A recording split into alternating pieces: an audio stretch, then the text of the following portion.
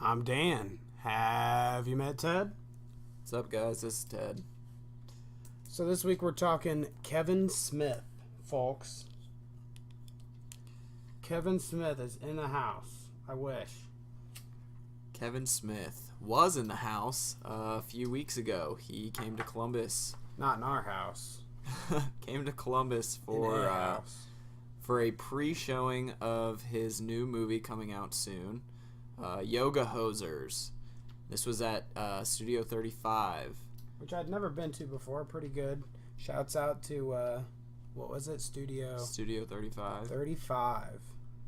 If you ever got a chance to go there for anything else, go ahead and go. They've got a nice little facility.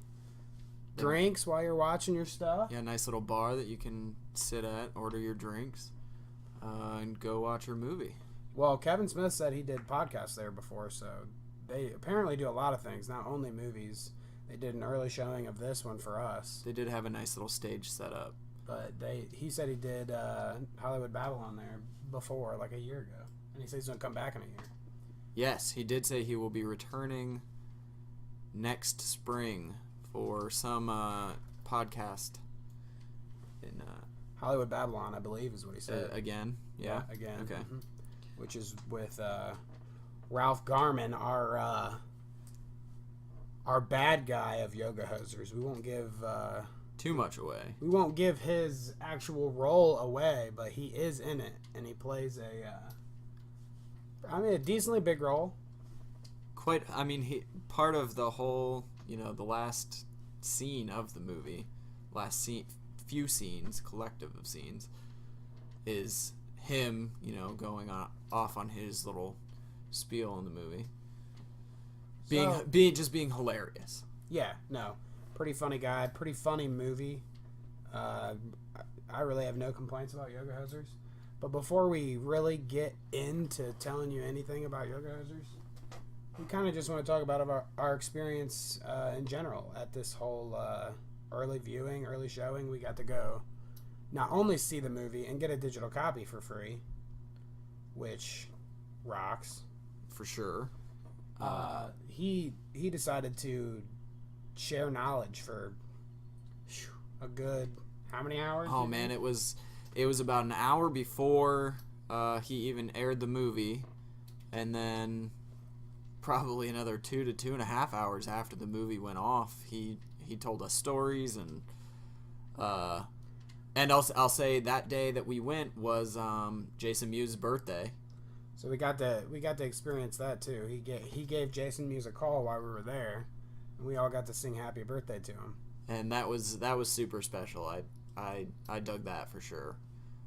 That was fun. It's funny that we get to get on just a little bit. Like, I was in the background singing happy birthday to Jay Mewes, so moving up in the world. That's practically being famous. Oh yeah, definitely. Practically being famous. But I know, and he really preached to the little crowd that we had. I mean, there were probably a good, how many people you say were there? 50 plus? Between 50 and 75. So, good little crowd. And he talked to us before the movie about, well, really, we got to sing happy birthday to Jay Mewes, and then he told us about how Tusk came about, really, and how this whole trilogy that he has going on. Trilogy, I use that. The True North trilogy. Yeah. Loosely, because they really don't. All they have to do with each other is that they're in Canada. Yes. So, True North trilogy, they don't really happen in sequence. There are characters from Tusk in Yoga Hosers. It's Johnny Depp's character, yeah, specifically, and the two main characters, the Colleens. Yeah, his daughter and Johnny Depp's daughter. Yes, they do appear in Tusk in the convenience store. But so he talked about for the first 45 minutes or whatever about how he acquired Johnny Depp for the role of Guy Laplante. Which was very interesting. Just talking to us about being in contact with him, who he had in mind before Johnny Depp, which was cool. Do you remember who he was talking about beforehand? Honestly, I don't. That has slipped my mind. He had talked about somebody specifically before. Who was it? Somebody specifically before he got Johnny Depp to sign on. Now I don't remember. Now that you. You know who it was? Who was it? Wasn't it Quentin Tarantino? It was Quentin. It was Quentin Tarantino, and what he said was that Quentin Tarantino basically was just like, "Fuck off." Well, the whole selling point to he was telling us how the whole selling point beforehand was when he was pitching Tusk, and nobody wanted to do it because it was Tusk, one of the crazier movies he's ever written. When he was talking about that and who he wanted to get casted in it and whatnot, Quentin Tarantino really was his selling point. He had told his backers that Quentin Tarantino was going to be in it, and they're like, "Oh, well, okay, awesome. We'll give you it on that point, really." So there was a attempt, I guess. Yeah, I guess it was at that point that he actually reached out to Quentin Tarantino to see if he would be interested at all. And Quentin Tarantino does not want to be in a movie about a guy getting turned into a walrus. Apparently. So then, in turn, comes the fuck off. Yeah. But he ended up getting Johnny Depp in it, which I'm not disappointed about, because it would be very strange to see Quentin Tarantino play this character. Like, oh my god, especially yes. Just like, what kind of character he is. You don't take him seriously at all, and I don't think our boy Quentin would really appreciate playing a kind of role like that. Definitely not. Like, but Johnny it is Depp just so perfect for Johnny Depp. This is absolutely like a classic character role for Johnny Depp to be playing. Right, and he's such a quirky, just interesting character. And he can go about it lighthearted, you know. He can go into the role being funny about it without, I don't know. I just feel like Quentin Tarantino would have a certain way about it if he were to do it, that it wouldn't have hit home with me as well if it was him. And I like Quentin Tarantino, but he just doesn't seem like the kind of guy that's going to play this like goofy, lighthearted part. Well, I feel like he's just so much more of like the he wants people to take him serious. He's more long-winded too, and like this character is not like, he wasn't super talkative. He was talkative, but you can't understand what he's saying half the time. So Quentin Tarantino wouldn't like that either. Yeah, I just don't. I don't think the character quite fit Tarantino, because he's himself is not like the character type. I feel like he kind of plays the roles in his movies that he needs, but I feel like almost all of his characters that he's played in his movies have been a reflection of him. Yeah, and I mean he would have to do it that way if he wanted to be any good. I don't think the guy really sells himself as any sort of actor. Yeah, any sort of like high billing actor. No. He's just he has played the roles that he's had to play, or maybe played roles that he wants to play. I don't know if he necessarily had to be like in half the roles he was in, but maybe he just wanted to. I don't know. Either way, don't take this the wrong way either. Well, you know, we're not bashing Tarantino in any capacity, because he's one of our favorites, and we will probably do a show on him in the future. He would be one that I would want to have a discussion about, because he has we've already sat here and talked about him for 5 minutes, so there's plenty more where that came from, trust me. So yeah, he kind of spoke about how Tusk came about, and then how that led him to want to do these other two movies, Yoga Hosers and Moose Jaws, which we'll get to later. But just gave us a little insight on that process and how hard it was for him to even start Tusk to begin with, because of what a ridiculous concept it was. And the fact that he didn't have any funding for it until someone random. He said he was approached randomly by some people that just thought it was a funny idea. Yeah. So because they read the script, and just like his wife said, it was a page turner. Like, was they a just page couldn't turner. take their eyes off of it. And it, if you've seen the movie Tusk, you would know why. Because it's very obscure. It is kind of, it quite literally is Kevin Smith's version of the Human Centipede.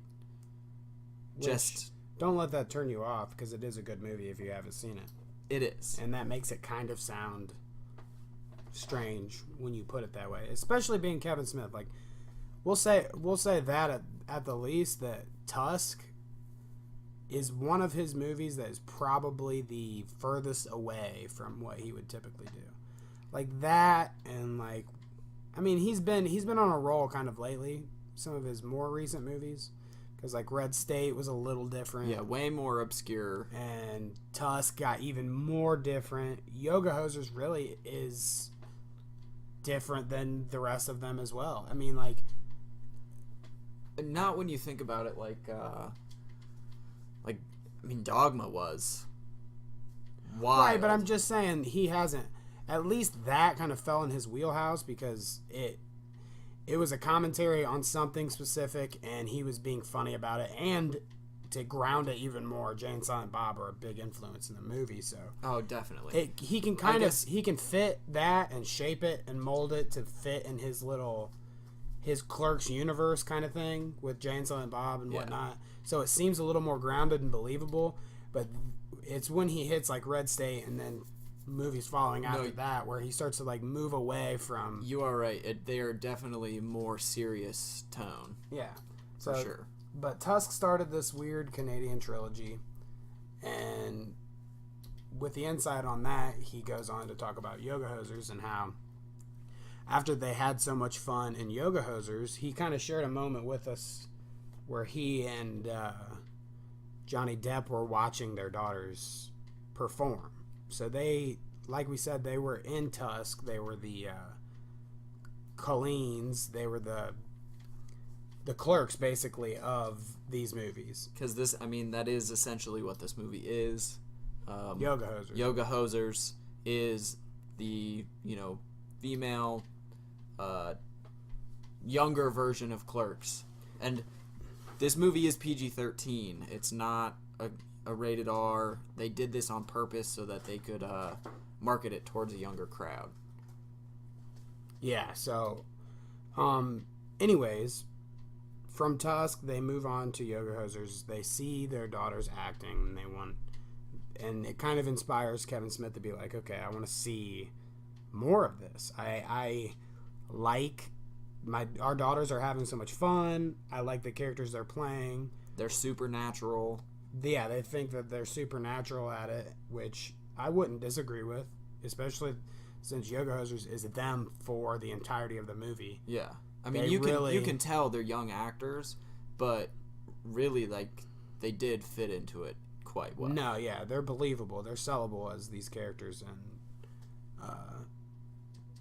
really were the stars of the whole thing, honestly. Like, we have Johnny Depp powerhouses in it, yes, and then there are also a couple other notable actors in it, yes, but without these two girls in it, it's not the same movie. It definitely isn't, because they definitely brought their own personalities to the roles. So, you can tell there's a chemistry between, especially the two girls. They grew up together. They've been best friends since they were little. So they've just all been around each other for years already. So there's already that chemistry built up, and I think that's a really cool thing for them to be able to do, be in their first feature film coming to theaters near you together. Which it actually, do we have the actual date that it comes out? I know that our digital code isn't until like August. I want to say it's September something. I don't know an exact date. Either way, right now he's still touring it around and shopping the movie around and showing different audiences, different film festivals, what it's about. So it's going to be a little bit until everybody gets to view it. But coming from us first, I guess, go see it. Go see it. It definitely is a kids movie. It definitely is a stretch from a Kevin Smith movie, but that doesn't take away from what it is. Oh, definitely. I thoroughly enjoyed every minute of this movie. It had the humor that the adults are looking for. You know, it's still kind of a semi-darker tone, but it's supposed to be uplifting for the teenage girls and the little girls that... And I mean, that's the thing, though. Like, it might have its moments of adult-related content, but really, truly, like we said, it's a PG-13 movie, and it shows. You could take your 13-year-old at it, and they'd have a blast seeing just how ridiculous it is. Oh, definitely. And whatnot. And it really is getting his movies out to a different crowd, I think. I think if a movie like Yoga Hosers can do good and perform well with younger audiences now, those are people that are coming into the age where they could go see his other movies and enjoy them as well. Mm-hmm. I mean, we say this is the female version of Clerks, but I don't think that somebody will watch this and be like, "Oh yeah, we should watch Clerks." Clerks is the movie for me. We should watch Clerks because, like we've said multiple times, it's not a lot like any of his other movies. They do pay some homage to it, though. Yes, they do specifically. Do you want to talk about that? We'll this is not really such a spoiler because it is actually in the trailer for the movie. Right. So before we go into that specifics, I guess we should just preface now we are going to be talking about Yoga Hosers. We're not going to spoil anything for you because we don't want to do that. We want you to go see it, so we will not spoil it. We're going to be spoiler free, but we can give you a little tidbits here and there, and like Ted just said, this is in the trailer, so you can get this from the trailer too, but we just want to give you a couple little insights maybe that might encourage you to go watch the movie when it comes out. Yes. So what was your moment that you were about to talk about? The paying homage to the old movies. Okay, so there's this little fight scene that happens in the convenience store when the Nazi bratwurst, the Bratzis, which are basically the villains of one of the villains of the movie. Yes.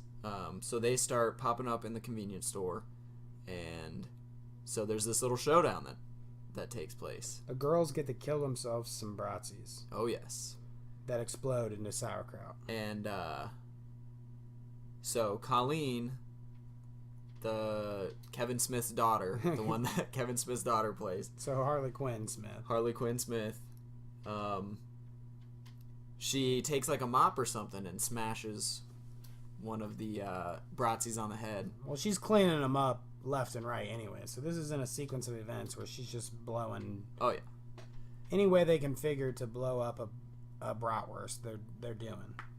And she drops the classic line, "I'm not even supposed to be here today."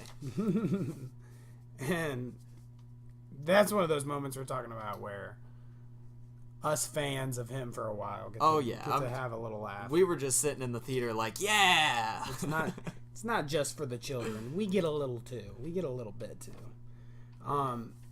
My thing that I wanted to point out in the movie, which maybe being a podcast on YouTube, we've got a little influence here that somebody that would be listening to us might want to go see the movie because Harley Morenstein from Epic Mealtime is in the movie. And for me, I'm a big fan, actually. I watch his stuff all the time. His vlogs, his Epic Mealtime stuff, all of it. And for me, when he walks into the convenience store, I'm just like, hell yeah, dude. Because he's been in a few movies lately. He was actually in Tusk, too. He was the dude at the airport. He was a dude at the airport. and he was a Canadian airport guy in Tusk. His hair and beard must have been shorter then, right? But because I didn't. I don't know. recognize him. I don't remember. We'd have to pull up the actual scene of it or whatever. Because that would have. I know for that a would have been a fact- few years ago. Yeah, it's been a few years. I know for a fact he's one of the like TSA dudes at the airport, and he talks to Justin Long's character, I believe. It's either Justin Long's character or it is Haley Joel Osment's character and the chick that's with him When they come to when find they go him to find later. him. I don't remember which part it actually happens at, but Harley's in Tusk, and he reprises. Well, he comes in Yoga Hosers as a different character, Yes. but is indeed in it and has a pretty funny part. I mean, he's what not. happens to him is pretty fucked up. He's not. He's not a major character, Definitely not. But you He's- do get to see him get fucked up. which is important. Why not? Let's see Harley get fucked up. Let's see Harley get in more movies. How about that? I mean, I'm yeah, down I'm with down for that. Because he's definitely the face of their thing that they do, obviously, and he has been since they've done it. But I like that he's starting to be able to branch out and do like He's becoming do a recognizable. movie spot. Yeah, that's cool. Like, and we all like it too. We're all like, oh hell yeah. So, 2 little tidbits from Yoga Hosers. Other than that, we'll just tell you that it's a, hour and how long? Maybe hour and a half. Maybe. Hour and a half Tops. of just your teen girl movie. Badassery, honestly. Badassery. Good. But it definitely is a teen-oriented Bratzy slaughterfest And Johnny Depp is in it, and he's wonderful, as always, with his So- dick nose. with his dick nose. Because we got to hear, and Kevin And Smith a crazy-ass mole. Kevin Smith has told a lot of these stories. That's the funny thing too about this. About when we were listening to him talk at the theater, he tells his stories. He's got his stories because I've listened to a shit ton of his podcasts, a shit ton of him just talking, and I've heard some of his stories before. So we get to hear the. I don't know if it was in the commentary of Tusk or whatever when I was listening to him talk about it before, but he definitely talks about how Johnny Depp kind of starts coming up with his own little takes on this Guy Lapointe character and Yeah. like what he can do, his little spin, and he brings in his own makeup artist, and his makeup artist gets him a nose that looks like a dick, basically. And then they call Kevin Smith to the office, and they're like, so what do you think? What do you think? And he's like, oh, yeah, you didn't have to go all out of your way and do something like that. Like, prosthetics, that's sweet, whatever. And he's like, no, it's a dick on my nose. It's a dick on my nose. And we're going to put blue veins down the side of it and everything. And I'm literally going to wear a dick on my nose for the entirety of this movie. And Kevin Smith just ate it up. He loved it. Of course, and of course he would. Anybody that knows him and his movies would know that would fly. That would go in those movies. So, not only does the nose make a triumphant return from Tusk, but that now it's got sentient moles apparently crawling across it. Because it's funny to watch the whole movie and just see his moles on his nose shift position on purpose, obviously, to see if anybody's paying attention. But yes. Yeah, the first time, actually, I noticed it. I was like, man, is that like an editing mistake or what's going on? And then it happened again just mere seconds later, and There are no editing mistakes in Kevin Smith movies. obviously not. And I was just like, oh, okay, this is a bit. I like it. I was down from that point. But okay, so while we're here then talking about Yoga Hosers, let's give it a stamp of approval here. Are we going to rate it 1 out of 10? What do we think? What do you think? 1 out of 10? Do you want to do that? Do you want to go there? I do because let's be real, like we love Kevin Smith. We're Kevin Smith fans. Definitely. But at some point we got to shape our own opinion, so let's go for it. Okay. 1 out of 10, what do you think? 1 out of 10. And you can even do it in relation to his other movies, maybe. Let's not do it in terms of whether it was a good movie or it was a bad movie, because we've already said it's a good movie. But in relation to his other movies, where does it fall? Is it one of the better ones? Is it one of the worst ones? Is it somewhere in the middle? I would say it falls probably somewhere in the middle. Because you got to think like, I would agree. I'll back you up there. I thoroughly enjoyed it. It was I enjoyed every minute of it. But I would say that about almost any Kevin. No, I would say that about every Kevin Smith movie I've ever seen. All of them. I might go as far as to say that I enjoyed it better than Chasing Amy.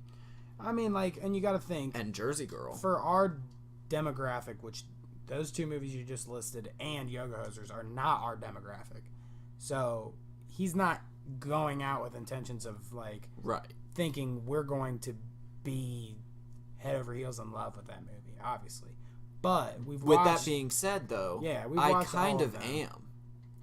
You loved it with a little more passion than I think I did. It just...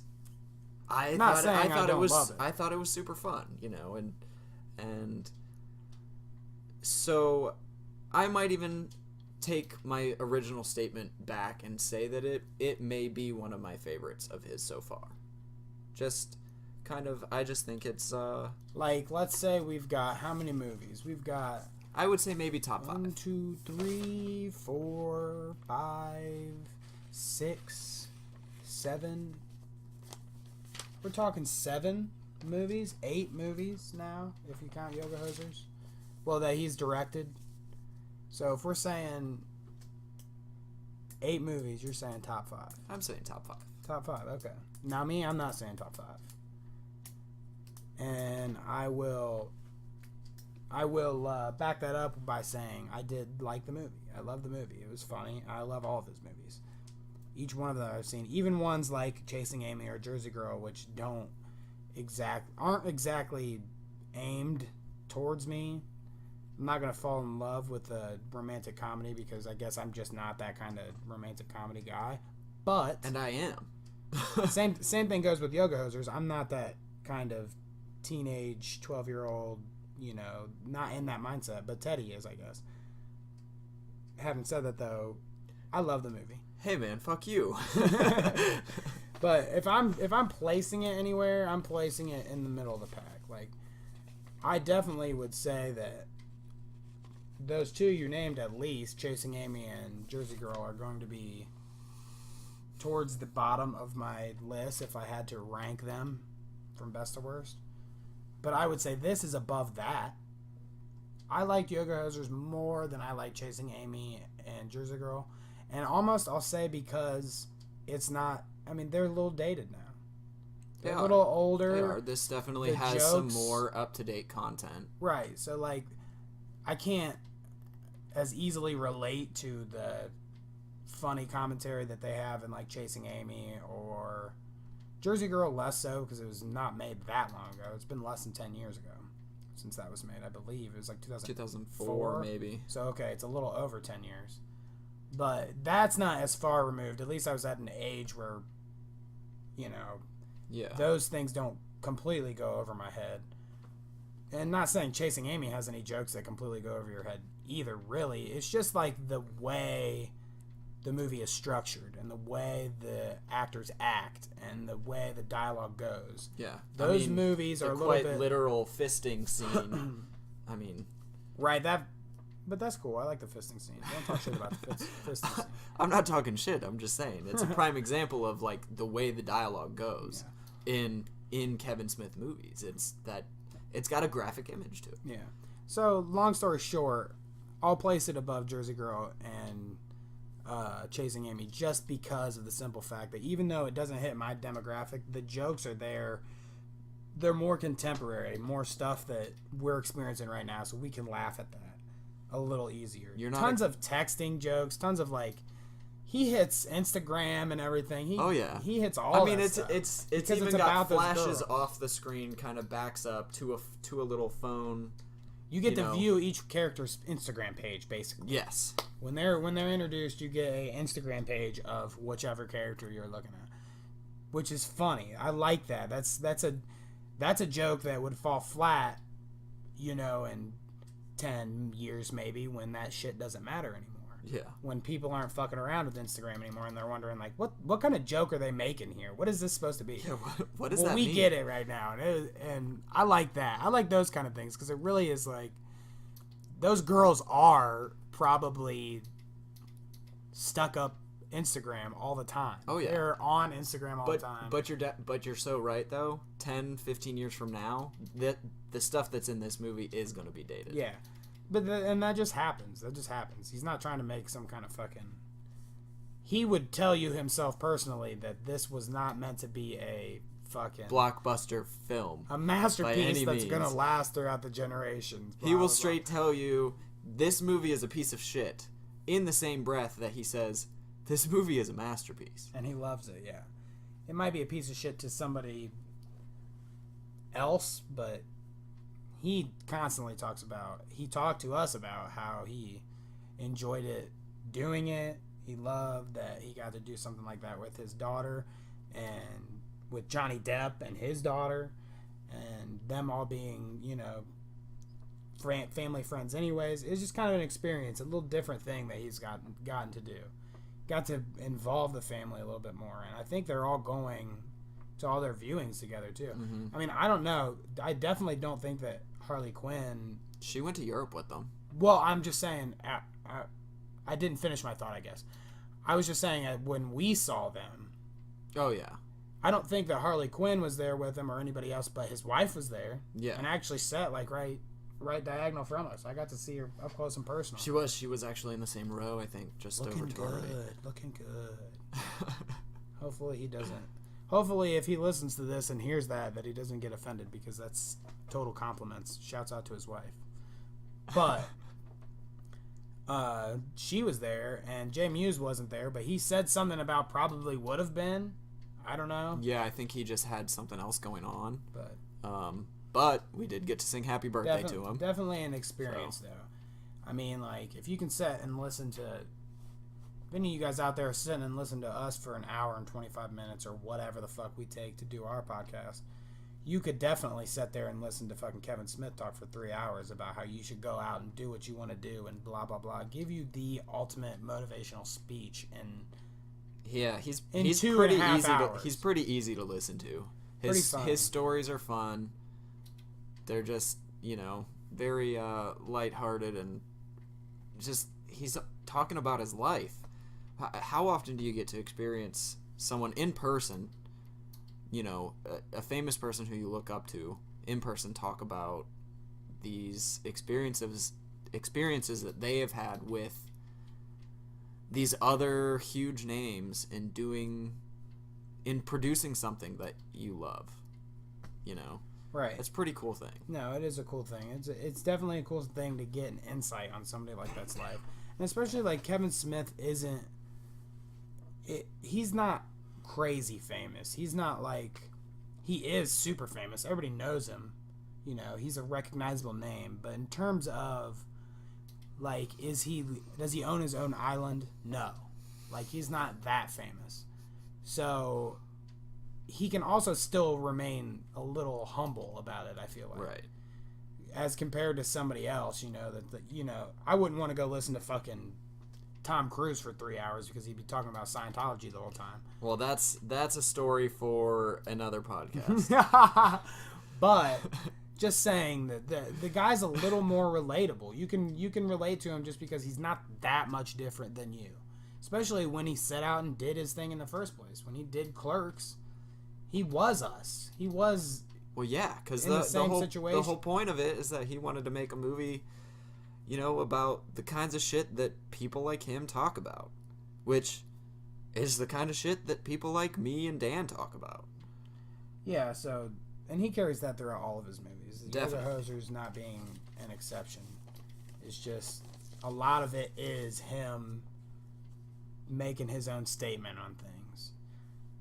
So, having said that then, going from Yoga Hosers and how much we like that, and we talked about Kevin a little bit in our impression of him, seeing him in person. Why do we love him so much? What is it about his movies that hits with us? And is that point that I just made one of those things? Just that he is so relatable? It absolutely is, man. He is, he's just like us, honestly. You know, he's got his radical opinions, and he is a comic book man, and he is, which I can't really claim to being one myself, because I am not technically. But, you know, he is a consumer of lots of different cultures. Yes. Nerd cultures, specifically. Things that we would like. You might not specifically be a comic book man, but you would listen to somebody talk about comic books. Yes. And I think that's kind of, you know, he gave us a interesting story about Walt Flanagan or whatever. Yes. And how he said that they used to work at a YMCA together. And that he worked with this guy for a year or so and just barely never really spoke a word to him.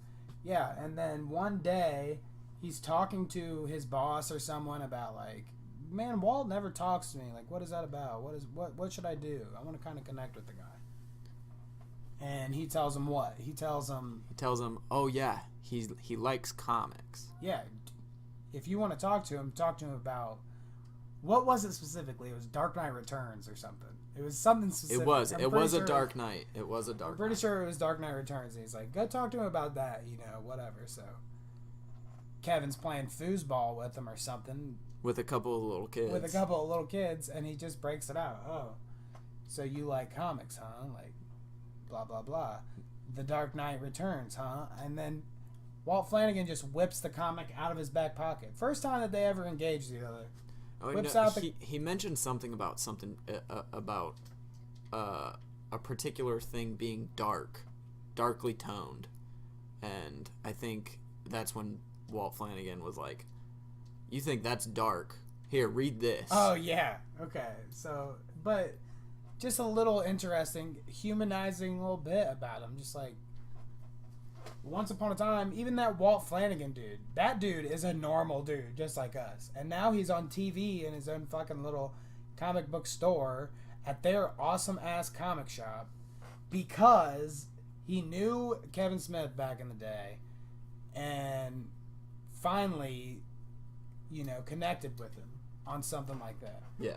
Somebody that he never thought that would even talk to. And actually, Kevin Smith said that Walt Flanagan got him back into comics because he hadn't really picked up comics since he was a kid. Since he was a teenager. So think about that. He picked him back up, you know, by the grace of Walt Flanagan. We probably, if it weren't for old Walt Flanagan, we might not have a Flash episode directed by Kevin Smith. Let alone 2.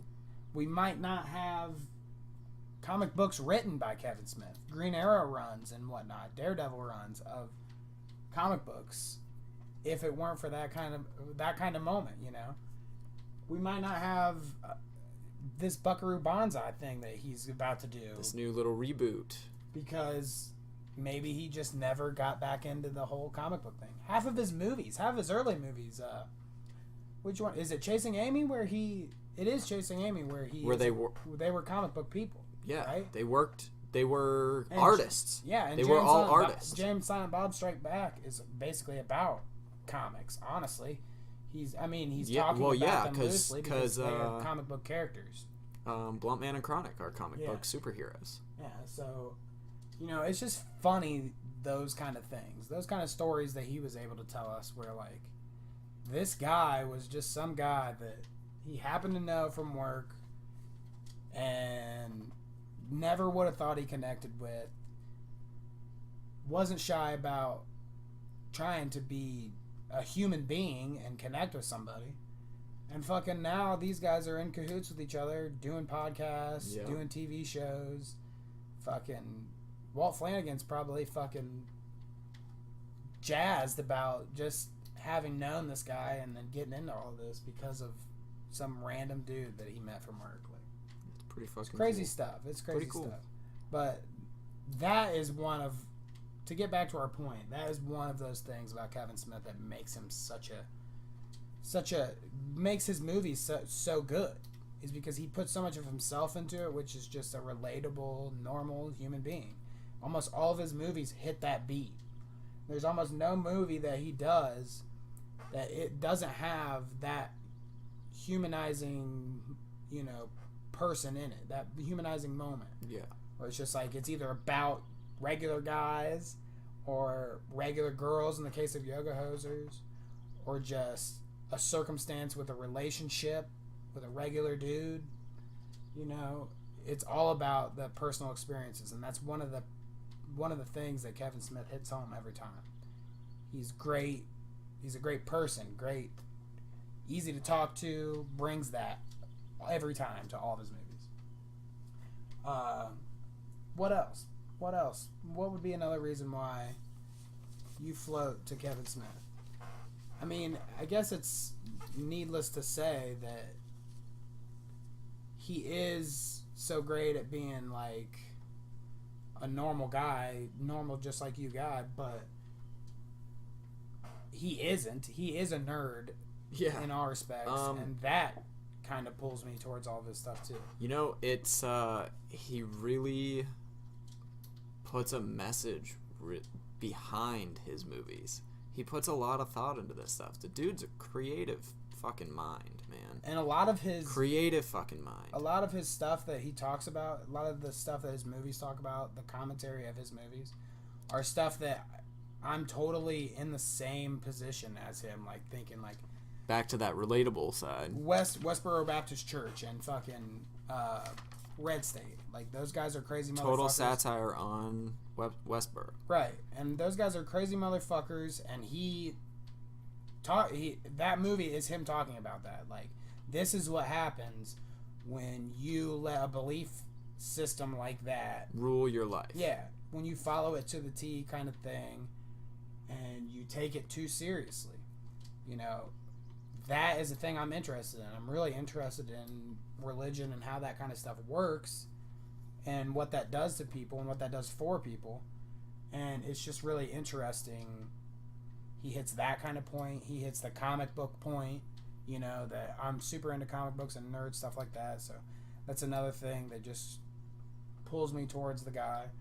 Not only that, but just the way he talks. His jokes, his humor. I mean, he's a big fucking pothead, so that's something to laugh about. And, just the way they talk is almost reminiscent of, like, how I've always been. How I always talk and how I always feel about things. It's just like, say what you want to say, and he does that. And a lot of these movies, he's saying exactly what he wants to say. Or in the case of Tusk or Yoga Hosers or even Moose Jaws, when he makes it, he does what he wants to do. Those are just reflections of what is going on in his mind right now. Yeah.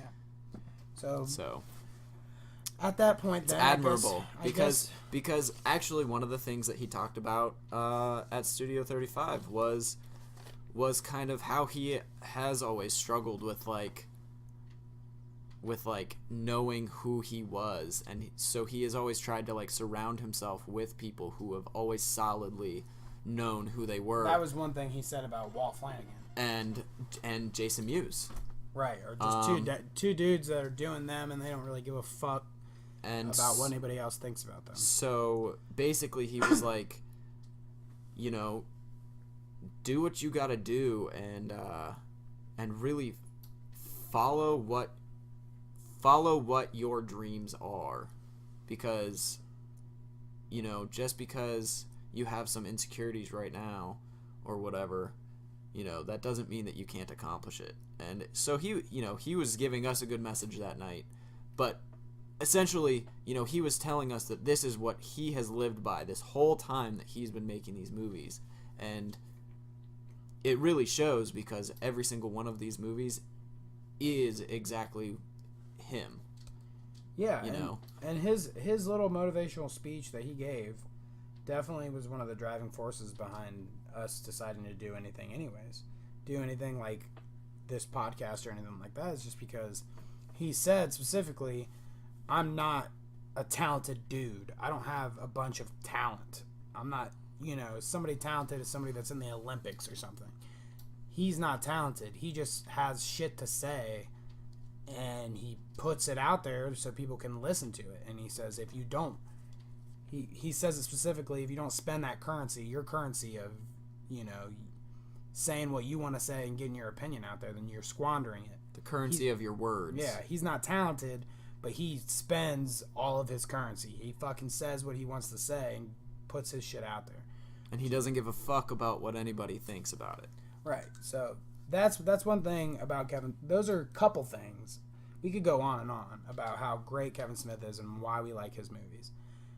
From there, let's just... Are there any movies that you just want to specifically talk about? I mean, this is the time to do it. Is there a specific Kevin Smith movie that you want to say right now, go out and see? If you haven't seen this movie, go see it, and why? Honestly, Red State, I didn't see it up until, you know, we watched it a couple weeks ago. I'm a little bit ashamed to say that I had not seen it up to that point because it is so good. Right, and that's it's been out for 5 years now or whatever. I think it came out in 2011. But it's a really fucking powerful fucking movie, man. And it was really good. It has a lot of commentary on the shit that is important to us now, 5 years after it's come out. People's rights, people's rights, the government, and kind of how they handle conspiracies, things. How they handle things, Right. take control of things, really control things. Fucking puppets. And it really shows that too. You think at the beginning of the movie, you're like, okay, I don't know what I'm getting into, and then you get into the meat of the movie, and you're like, okay, this is about these nut job religious fanatics, and then you get to the end of the movie, and you're like, oh, well, now he's also talking about how he most likely thinks that the government is just some fucking entity that does what it wants and gets done what it wants to get done. And so that's 3 different spectrums right there in the entirety of that movie. Just he's fucking saying things left and right, just without saying them specifically, but you get the point. For sure. So I was blown away by the whole movie. There were at least three scenes in that movie that had me draw on the floor. Well, because it's very gruesome, that's for sure. He definitely takes it as far as he can go in terms of like people getting their heads blown off, people doing crazy weird shit that you would never imagine. Point blank fucking range to the head. Or wrapping somebody up in plastic and shooting their dome and catching their blood and then throwing them down in the basement. Like just some fucking crazy shit that you wouldn't expect out of a Kevin Smith movie. Like I said, I think that's when he kind of shifted a bit. Shifted away from... He's had blood and shit in his old movies, but like this kind of takes it and puts it in real life. Like, and really, earlier when I was comparing Dogma to Red State, it was more on the side of his commentary on religion. And he does that a lot. Yeah.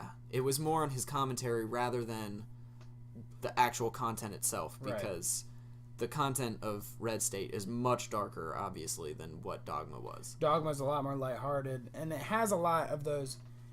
he kind of switches not only in terms of tone later on for movies like Red State and beyond, but he kind of switches his whole crew.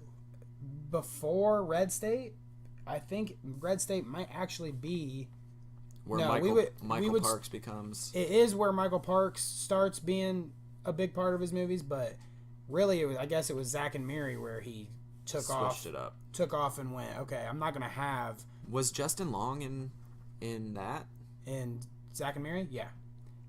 He's in one of my favorite scenes of Zack and Miri, which I'm going to get to Yeah. Okay. Which I'm going to get to in a moment. But, no, it's just like after Clerks 2, really, he kind of departs from having like not Matt Damon, but Ben Affleck and Jason Lee in every single one of his movies and goes a different route. And then he gets a crew after that point, really, that he kind of sticks with. Like, Zack and Miri departs just from him having those same people in all of his movies. He doesn't have like the people from Clerks in any of his movies recently, at least in any major parts. Like definitely not. Brian O'Halloran and Jeff Anderson definitely haven't been a big part of a movie. We're crossing our fingers for Clerks Not 2. since- I mean, for Clerks 3, but he definitely, in the mid-2000s, late 2000s, he kind of Switched hits it that up a little point bit. where he's like, okay, I'm going to do things a little differently than I've been doing them right now. And that's where he hits. A lot of his movies he's done since Zack and Miri have been like some of his best movies, in my opinion, just because he not because he stops doing what he knows, because he does after Zack and Miri. It's like starting with that movie, he's not talking about himself as much. He's not talking about like what has happened to him or his personal experiences as much as he's doing genre movies kind of anymore. So he takes like, oh, Superbad is a fucking movie that people will watch. I feel like I've been making movies like that forever. I've heard him say that before, you know. I feel like I've been making movies like Superbad forever where they should just be commercially hilarious and everybody should critically love it. So that's what he did with Zack and Miri, and that's why I like that movie so much. He's like, I fucking have been making that movie. You want to see me make that movie, you know, flat out for you? I will make you a Seth Rogen fucking comedy straight up. And you guys better buy the fuck out of it and make me money. I don't know if it exactly went that way for him. It did not. It did not blow up as much as Superbad, but it was good. But that would be my... If I had to tell somebody to go out and see a Kevin Smith movie, I would want to tell... Okay, let's say this. If I want to tell somebody to go out and watch a Kevin Smith movie, I'm going to tell them something like Clerks 1 or Clerks 2, because that's a Kevin Smith movie. But if I'm telling them, you want to see a really good movie by Kevin Smith, then I'm going to tell them Zack and Miri Make a Porno, because it's a movie that anybody almost could go watch, and they'll laugh at some point of that fucking movie. Oh, for sure. That is a fucking hilarious fucking movie. Not to mention that the title is Zack and Miri Make a Porno. I mean, you tell somebody to go watch that movie and they probably will laugh at you if they haven't seen it. Laugh and say, really? What the fuck are you thinking? Really? I want to go see that movie? What are you trying to get me to watch some fucking XXX rated piece of shit? Zack and Miri Make a Porno. That sounds like a really fucking bad porn. But what you were saying with Justin Long, since Justin Long has been a major character in quite a few of his movies. There's quite a few of Kevin Smith's movies. And this would be in the past 8 years. Yeah. So this, I believe, Zack and Miri is his first. I think so. His first Kevin Smith movie. I think so. I mean, I guess don't quote us. Comment below our YouTube video and tell us how we're wrong. But I believe that Justin Long, his first movie with Kevin Smith was this movie, and he makes a fucking banging ass entrance because his character as this gay Hollywood dude at their high school reunion is fucking hilarious, and how he goes on about the movies he's in and the things he does in his movies. Like, for example, the movie, what was it exactly?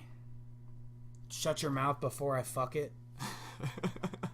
I mean, that's gold. That's comedy gold right there. Not to mention that somebody gets shit blasted in their face and granny panties viral videos and everything else. Zack and Miri is that movie that if you're trying to get anybody to like to get into Kevin Smith, you could tell them to watch Zack and Miri Make a Porno and they'll be like, this is fucking hilarious. Now I can go watch some of his other shit. I think Clerks 2 is that same way. I think that he really started this. Clerks 2 could have been his traditional let's make money at the movies fucking comedy. Clerks 2 could have been that, because it does have contemporary jokes, like more up-to-date things to talk about. It's shifted towards more of the comedy that we have nowadays. Clerks 2 begins that, but then Zack and Miri really just is like him saying, all right, fuck it, you want fucking Superbad from Kevin Smith. I really believe that. I really believe that is like to the T. You want Superbad from Kevin Smith? Okay, I'll give you fucking Superbad from Kevin Smith. Zack and Miri Make a Porno. Yeah. And they're all honestly, Clerks 3 will, I think, fucking blow up. Because what you just said is, you're right. People's sense of humor nowadays are way less censored Yeah, it's a lot than different than than what they were fucking 20 years ago when the original Clerks was No, released. I'm not gonna say either. I'm not gonna sit here and say that Clerks like held any punches when it came out. Like, it definitely he didn't didn't. say something he wanted He to was say. he was uncensored, but I think now The in this comedy day has and just age, shifted. people are way more into the raunchy fucking, you The know, Louis C.K. fucking comedy. yeah, Where he like can Anthony say- Jeselnik also fucking talking about dead babies, and, Right, like talking about and, shit that a fucking donkey show. People are probably into that shit nowadays. right. Lately he's been making those movies where he's fucking pushing the boundaries and he's fucking saying stuff just like how we were saying comedians these days are fucking pushing the boundaries and seeing what they can say and trying not to jokingly not being politically correct. Kevin Smith has definitely took that road with all of his movies, since Clerks 2. Clerks 2. Yes. Because he has started doing things where he's just like, okay, well, I don't need to fit into your box. I'll fucking say what I want to say and do what I want to do. I'll have a fucking donkey show. I'll bring back Porch Monkey for life. Don't worry, man. I'm bringing it back. Yeah, I'm bringing it back. Having said that, I'm excited for the future of Kevin Smith. Yes. Which more coming specifically- in the future from Kevin Smith. We have a Mallrats TV show. Which I don't even know what to think about that at the moment. You know what I'm saying? Like, Mallrats is great. Mallrats is funny. It is not as relatable anymore, I would say. Would you Maybe say that? not, because people really don't go hang out at the mall anymore like that. No, They they just fucking have their faces in their phone. phones. So they may be walking around the mall, but they're walking around the mall looking at their phone. But I think that's going to be a thing, though. I don't think that he's going to make this Mallrats TV show and be like ignorant to the times. You know what I'm saying? No, I think you're totally right. Because we were just talking about how his movies have shifted into that new realm of comedy. Well, he's going to take Mallrats and put it in that same. He's very with the boathouse. times. He's very with the times. I think, especially considering the fact that he has a teenage daughter right now who is 17. So Right, and he probably he's definitely wants- going to be able to get the tone. Yeah, he correct. probably wants to show her these things and make her laugh. So Yes. that's half of it. The jokes have to hit home for these guys now. My biggest question is, are Jay and Silent Bob going to be in it? That's what I hope, because we haven't seen Jay and Silent Bob since, Since they got old. well, Since Jay and Silent Bob get old. movie-wise, though. Really though, Clerks 2 was the last time that they actually reprised their role. And they were And that's 10 been how years many younger. movies? How many movies now, In between there, Clerks 2, we've got Zack and Miri, we've got Cop Out, we've got Red State, we've got Tusk. we've got Yoga Hosers. So he's had quite a few movies since the last time that they actually did that. So, And I am pumped for some more Jay and Silent Bob. well, that's what I'm saying. Like, Mallrats and like Clerks 3 are just not movies, because Mallrats is gonna be a TV show, but two things that I want to see happen, and I want to see Jay and Silent Bob still be able to do that. You know what I'm saying? I think wanna they see will, them come back. because Jason Mewes is still fucking just like that. And he's still acting too, dude. Like that Flash episode, dude. Those are some acting chops. Oh in that my episode. gosh. He gets to say like one line, but that's And one. how about his one line from Yoga Hosers too? Pokes up in there.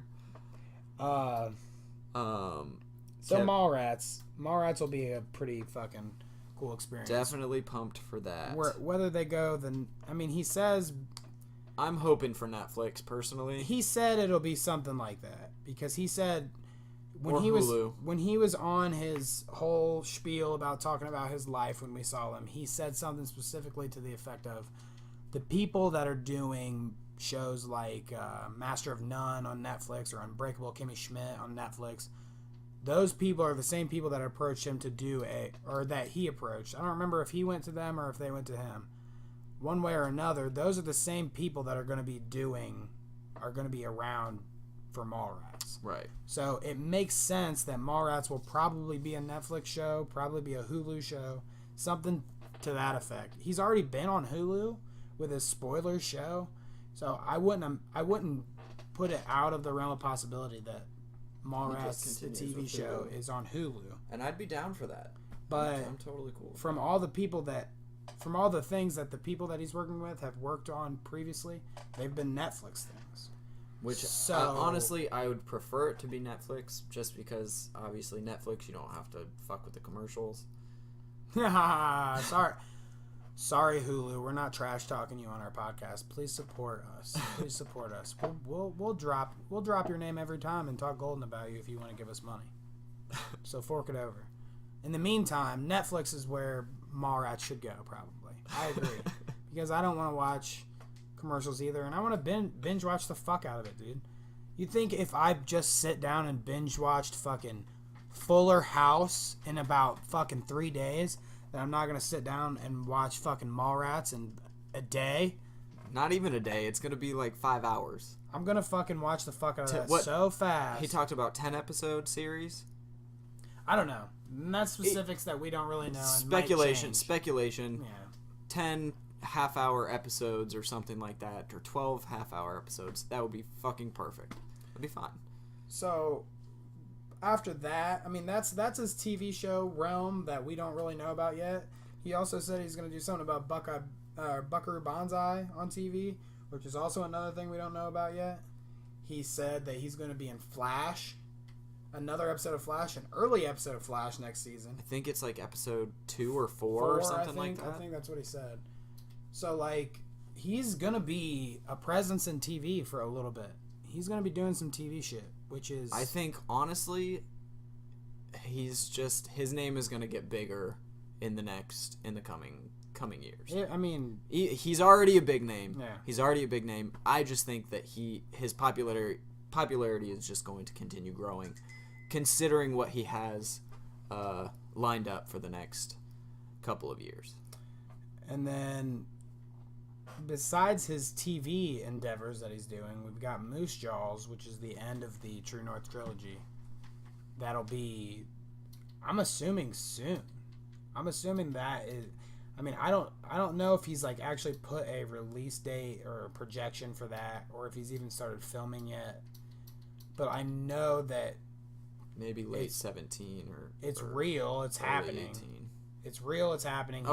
He's Moose Jaws is the movie. It's gonna be Jaws about a moose. So that's fucking interesting. When he fucking spits you a movie like that, like, I could get it. I could get it when somebody comes to you with Tusk, the idea of Tusk, and you're like, what the fuck? Like, that sounds so weird. And then you even want to turn a dude into a walrus? Like, right, what? Right. And then even Yoga Hosers being about Bratzies, you're like, all right, what the fuck is a Bratzie? And that sounds kind of weird. But Moose Jaws about a moose, like, that's really all you have to say to me. That's really all you have to say to me. Kevin Smith is going to do a movie about a Jaws movie, a Spielberg movie about a moose, though. It's a moose, though, in Canada. So sorry about that. I did not need anything else to reel me in for this movie. Moose Jaws is going to be bomb diggity too, and if the other two movies are any reflection on what it's going to be fucking hilarious. It's going to be great and gruesome because I think he's going to stay. He's definitely going to bring back the R rating. It's going to be gruesome. Like, we thought Tusk was bad.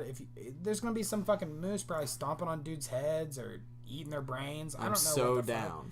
I don't know what the fuck it's going to be impaling them on his horns. Yeah. Whatever the fuck they're called.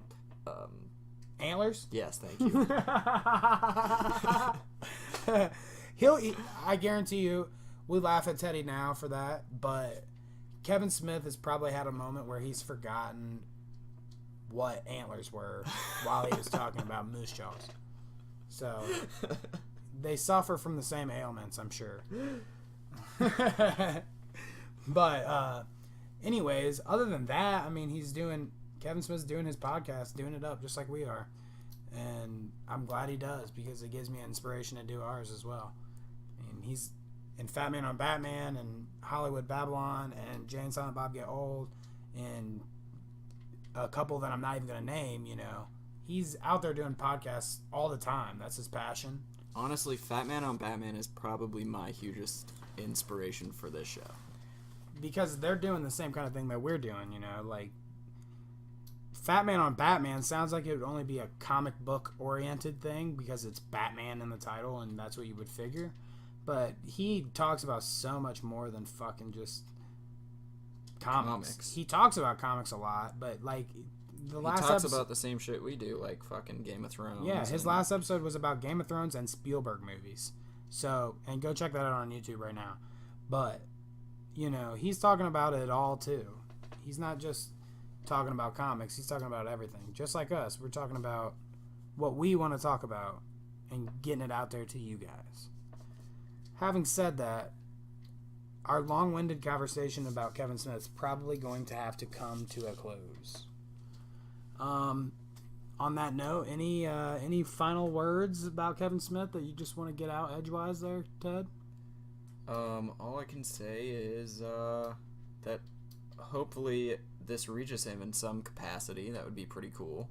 Yeah, like if we get shared by Kevin Smith, guys, we're going places. We're going places. Other than that, though, you know, I've had a good time this week. Hope you guys enjoyed listening. We'll see you sometime next week. Sometime next week about some other thing. And we'll have an update on the topic later. Follow us on Twitter, and Facebook. And get on YouTube. Like and subscribe our page on YouTube, guys. Yep. And check us out later. Peace.